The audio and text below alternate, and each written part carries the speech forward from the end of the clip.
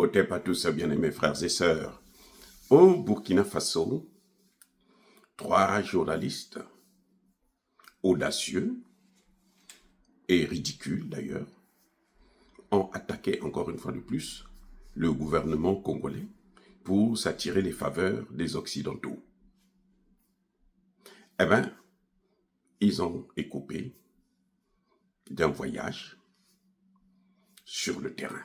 Allez voir ce qui se passe sur le terrain. Pourquoi je dis que c'est des journalistes au service des Occidentaux? Parce que tout le monde sait, y compris nous qui sommes à l'étranger, moi je sais que on n'a pas le droit de critiquer le gouvernement burkinabé en ce qui concerne la lutte contre le terreau. Vous n'avez pas le droit de le faire. Parce que c'est une guerre sans merci. Ça a coûté la vie de beaucoup d'Africains, de nos frères et sœurs. Ces gens-là, ils sont sans pitié. Quand ils vous font subir le sort le plus ridicule que vous pouvez, le plus dur. Même Satan, parfois, s'assoit pour prendre des notes face à ce qu'ils sont en train de faire.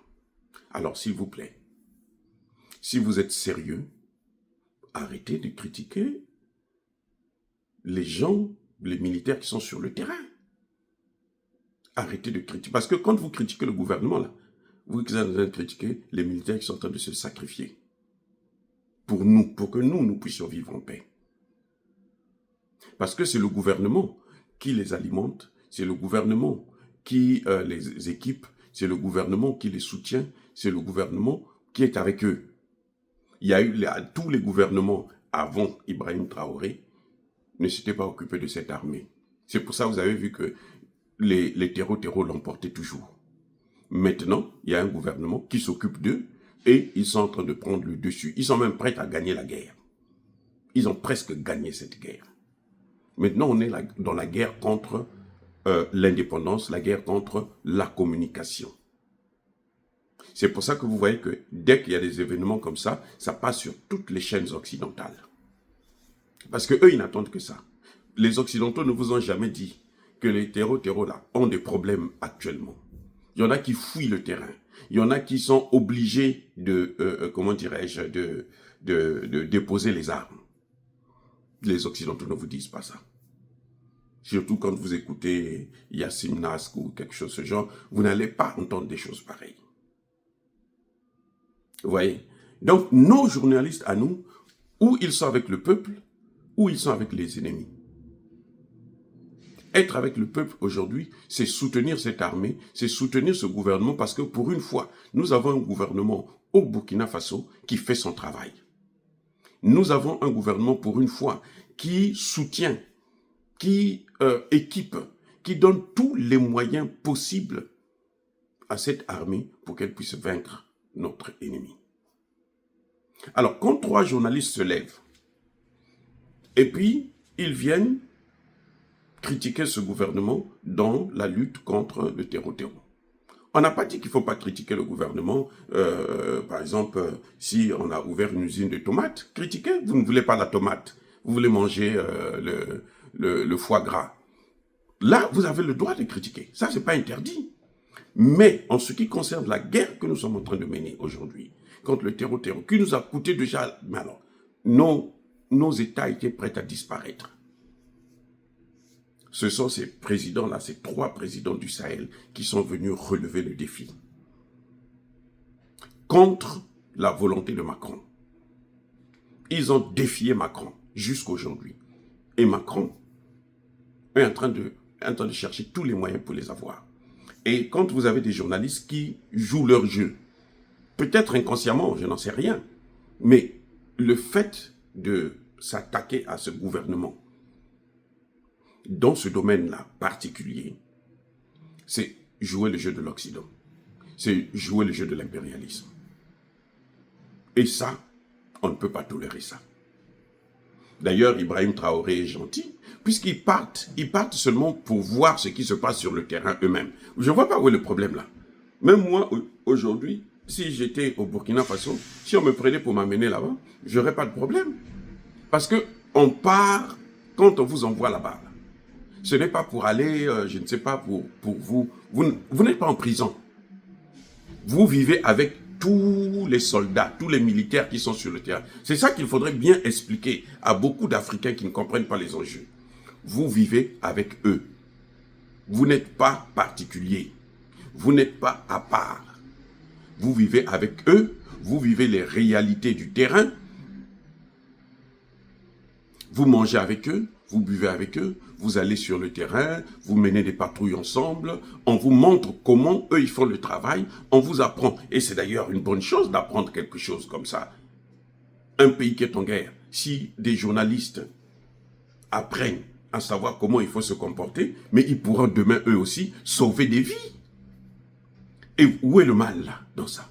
C'est-à-dire que, comme c'est une invention africaine, et que ça fait du bien à l'Afrique, eh bien, ces gens-là, ils ne sont pas contents.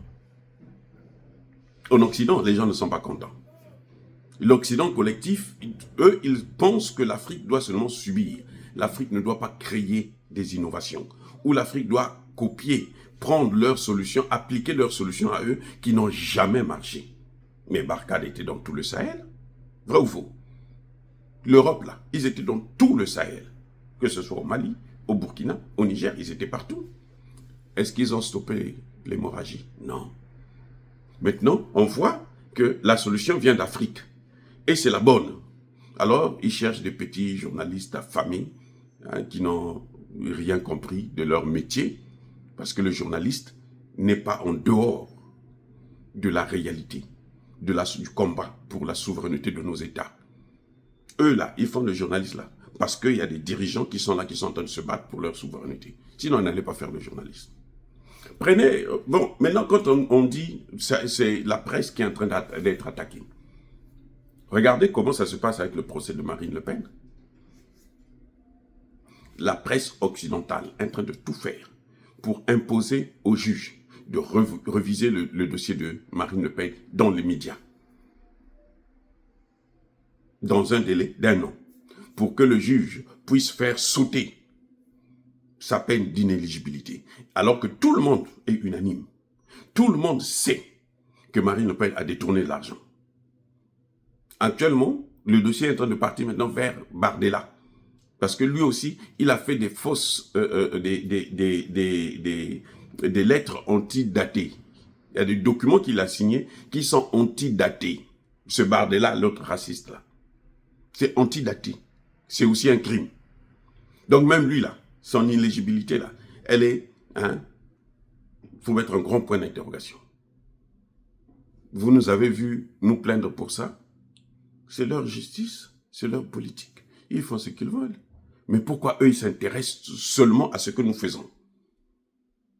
Vous avez entendu ces journalistes-là vous dire que, oh non, depuis qu'ils sont là-bas, ils ne mangent pas, ils ne dorment pas. Non. Les familles de ces journalistes-là, quand on vient vous voir pour vous donner un peu d'argent là, par ces occidentaux-là, sachez-le que ce que eux, ils sont partis faire là-bas, là, c'est pour vous sauver, vous, d'abord. Parce que maintenant, quand ils sont partis sur le terrain, là, ils savent ce qui se passe. Ils savent quels sont les gestes qu'il faut entreprendre quand on est dans cette situation.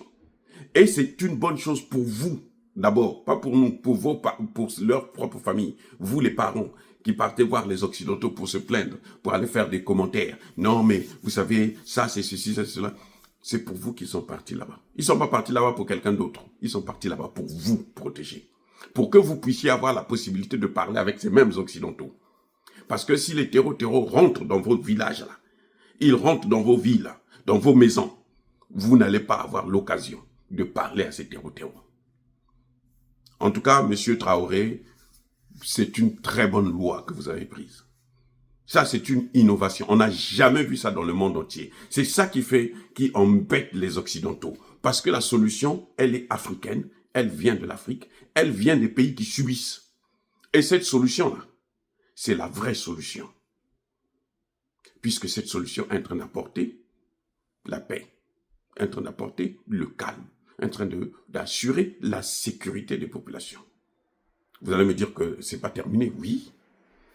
Mais les Occidentaux, quand ils ont commencé avec cette guerre-là, c'est pas aujourd'hui, hein. Ça dit que cette guerre, c'est depuis la colonisation qu'ils avaient commencé avec ça.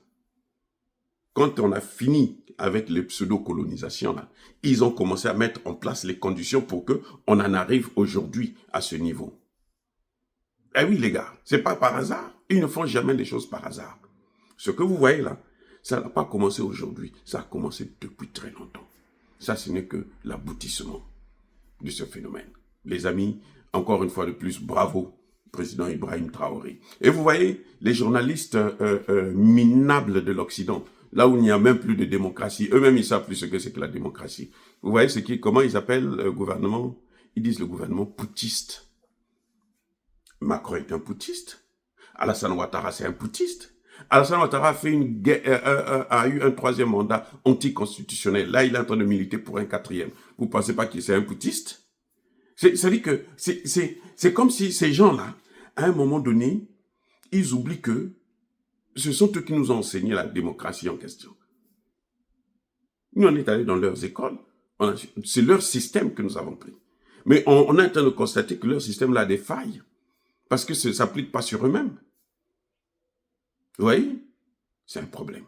Oh, les amis, soyez bénis, abondamment bénis par le Dieu des Kémités, par nos ancêtres angélisés, mais que tous ceux qui persécutent le continent africain, le pillent et le déstabilisent, qu'ils soient noirs, blancs, chinois, arabes, juifs, indiens, qui qu'ils soient punis, maudits, foudroyés, neutralisés, écrasés, effacés par le Dieu des Kémités, par nos ancêtres angélisés. Vive l'Afrique éternelle, j'ai dit et j'assume.